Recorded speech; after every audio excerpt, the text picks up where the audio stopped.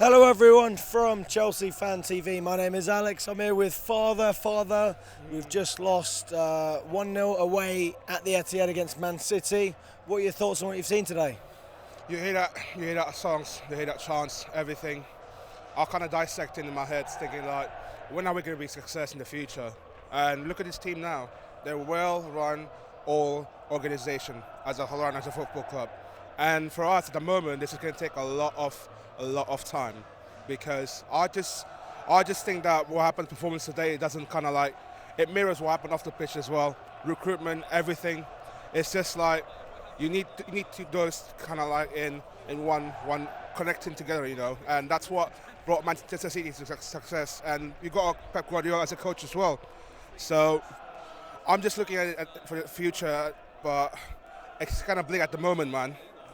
I mean, it all clicked very quickly for Man City when Sheikh Mansour took over. Can you see things going as well as fast as it did with them, with us? The thing is that with us here, this is the first year as the new ownership taken over, and I'm looking at it right now. The decision off the pitch, the recruitment, the footballing director, everything. It's kind of like, okay, you've got a plan.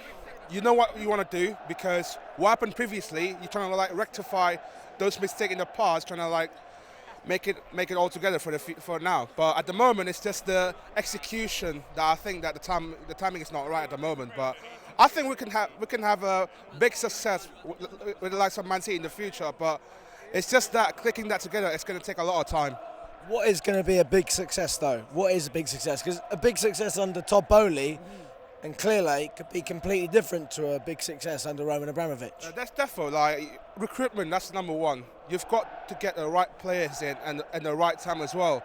By this summer, after the Newcastle game ends, we have to start act quickly to be prepared for the next season, because Poch's going to come in, and you look at the team that Lampard put up right now.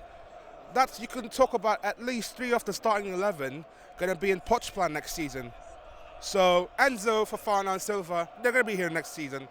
Those are the only players you think are going to be part of Pochettino's plans? That's my thought. That's my thought process about it. And you're going to get rid at least about 10 plus players this summer. It's going to be a lot of process going on behind the scenes. And I'm just looking forward to the things by the June, because some of the players are going to be gone after the Champions League final, because they got that international break coming up. But then Poch's going to come in those kind of periods, the preparation for the pre-season, you know. And this is the thing that people underestimate pre-season, because I thought the pre-season is probably the most important aspect to get the next season a great preparation for a good season, man. It's interesting, you're already talking about pre-season. No thought whatsoever on Man United on Thursday or the Newcastle at home game, which is obviously our last game of the season. Yeah, I'm just looking at the next 2 games. It's just like, for me, getting trying to like, because these players, they play for the future of the club.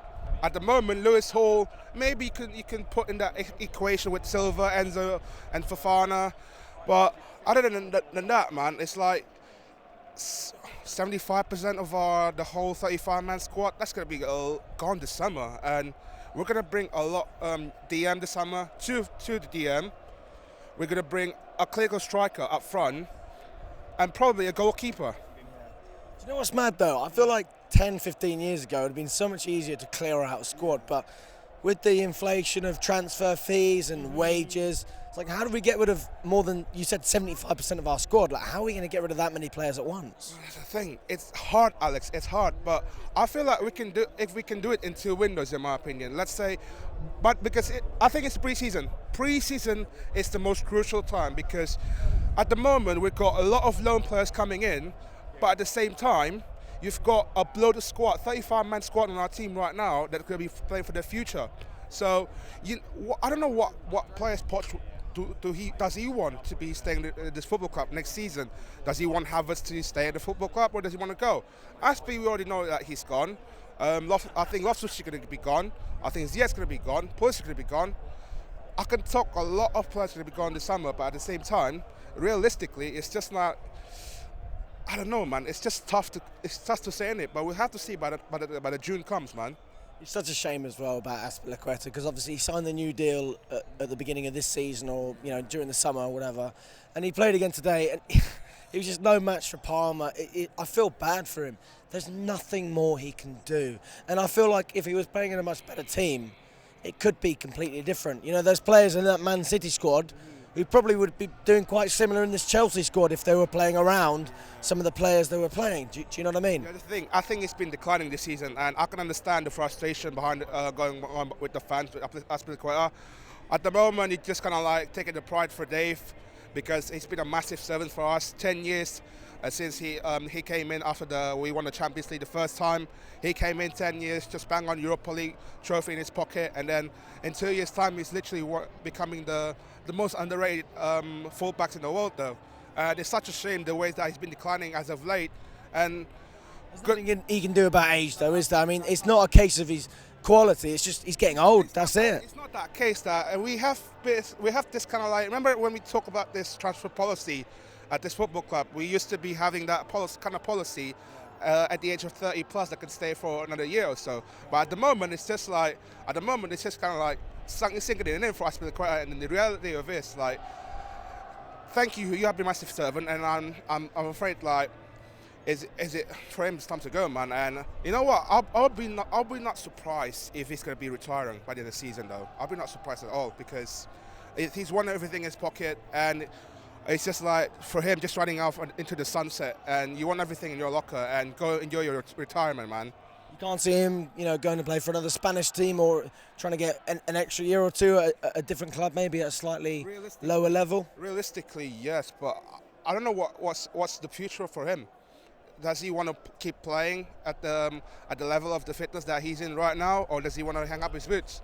It's all on his answer, and we're going to find out by the end of the Newcastle game, because he's going to be the one that's going to address the fans, the situation, and I just hope the best. I wish the best for him, man. And he's been a great cult hero, I would say, in our club, and we could not be fortunate to have him for the 10 years, man. Absolutely, mate. Just lastly, your thoughts going into the Man United game at Old Trafford, and also the final game of the season, Newcastle at home. Yeah, 100%. And I think for me, I just want to see some young players, the ones that are going to be future for this club, like Dr. Fofana, like Mudryk, Madueke. Play them against Newcastle and Man United. Why not? Like, what's the worst thing that could happen? I want to see that front three, Mudryk, Madueke, and Fofana. And do you know what, man? We've got 2 games left, and let's just ride the season off, and just have a good time, have a good vibes, and see what the performance on the pitch looks like. It's all about the vibes, bro. It's all about the vibes, man. It's all about the vibes. All about the vibes. And if we can pick up a point as well, it helps, doesn't it? Yeah, that's the thing. And not that we think it's going to happen, but we can hope. We can hope, and we can hopefully, we score a goal and maybe get a sneaky win, But at the same time, you gotta be realistic. We're not gonna win any game until next season, at least. So, yeah, man. Always a pleasure, mate.